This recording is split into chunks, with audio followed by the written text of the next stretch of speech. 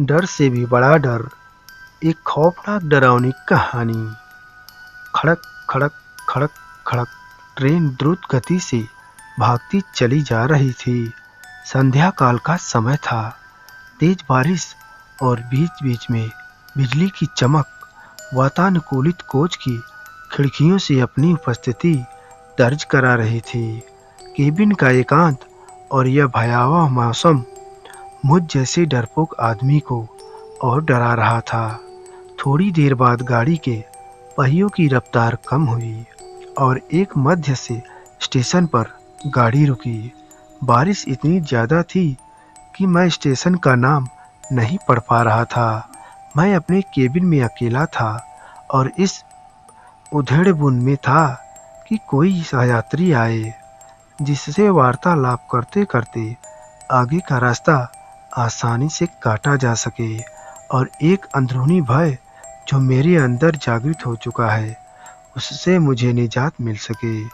तभी किसी ने केबिन का दरवाज़ा खटखटाया और एक शांत सा दिखने वाला व्यक्ति केबिन में दाखिल हुआ। अपना सामान आदि व्यवस्थित करने के बाद वो मेरी तरफ देखकर मुस्कुराया और मेरी तरफ हाथ आगे बढ़ाकर उसने अपना परिचय दिया। मैं मिस्टर घोष। वो बोला, मैं कोलकाता जा रहा हूँ पुनर्जन्म से संबंधित एक कार्यशाला में भाग लेने के लिए।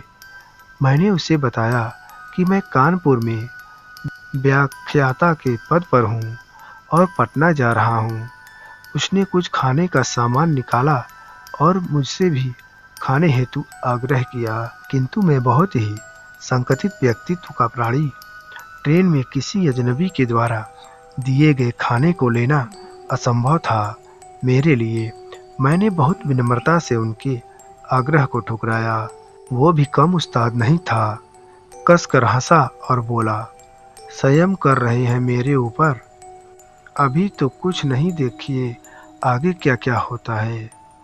उसके यह शब्द सुनकर मुझे सांप सूंघ गया, किंतु मैंने किसी तरह अपनी घबराहट को छिपाया। कोई स्टेशन आने पर वो उतरा और ट्रेन चलने के बाद किसी दूसरे कंपार्टमेंट में चढ़कर फिर आ जाता। पूछने पर बोलता कि बीच बीच में रेलवे की नौकरी भी कर लेता हूँ। थोड़ी देर बाद मैं और भी विभिन्न विषयों पर चर्चा करने लगे। उसने पुनर्जन्म से संबंधित बातें प्रारंभ की और पुनर्जन्म को अंधविश्वास बताया। थोड़ी देर बाद उसने मुझसे पूछा कि क्या आप भूत प्रेत पर विश्वास करते हैं? मैंने कहा, बिल्कुल। वो जोर से हंसा और बोला, यह सब बकवास है। मुझे भूतों पर विश्वास था, किंतु वो भूतों के अस्तित्व को नकारता रहा। रात अपने यौवन पर पहुंच चुकी थी। चर्चा उपरांत मैं वातानुकूलित प्रथम श्रेणी के कक्ष में सोने का प्रयास कर रहा था। अचानक मुझे ऐसा अनुभव हुआ कि कोई मेरे गले पर गर्म अंगार रख रहा है। मैं हड़बड़ा कर उठा। कहीं कोई नहीं। मेरे अलावा उस कक्ष में मेरा वही सहयात्री था जो सामने की बर्थ पर लेटा घोड़े बेचकर सो रहा था। मैं फिर सोने का प्रयास करने लगा। अभी आंख लगी ही थी कि मुझे अपने पेट पर बहुत तेज दबाव और हंसने की तेज आवाज़ सुनाई दी। मैं घबराकर उठा तो देखा कि सहयात्री बर्थ पर नहीं था। लगभग 1-2 मिनट बाद वो आया और बोला, जनाब सोए नहीं? मैंने अपनी घबराहट रोकते हुए उससे कहा, अभी नींद नहीं आ रही, और मैंने अपने बैग से एक मैगजीन निकाली और पढ़ने का नाटक करने लगा। सहयात्री भी बर्थ पर लेट गया और कुछ देर में उसके खर्राटे केबिन में गूंजने लगे। मैं भी थोड़ा निश्चिंत हुआ और बर्थ पर आंख बंद कर लेट गया। ट्रेन कभी धीमी होती, कभी रफ्तार पकड़ लेती, लेकिन मेरे दिल में अब तेज रफ्तार ही पकड़ रखी थी। भय और घबराहट के कारण लघुशंका की इच्छा अपने आप जीवित हो जाती है और मैं टॉयलेट की तरफ मुड़कर जैसे ही मैंने टॉयलेट का दरवाज़ा खोला, वो सहयात्री मुझे अंदर दिखा और मैं चिल्लाते हुए अपनी बर्थ की तरफ भागा। देखा तो वो सहयात्री इत्मीनान से अपनी बर्थ पर सो रहा है। मैंने घबराहट से उसे जगाया। वो बोला, अरे क्या हुआ? इतना मासूम लग रहा था, वो जैसे कुछ जानता ही ना हो। मैंने कहा, आप यहाँ भी और वहाँ टॉयलेट में भी। वो कुटिलता से हंसा और बोला, मैं कितने रूप में कहीं पर भी रह सकता हूँ।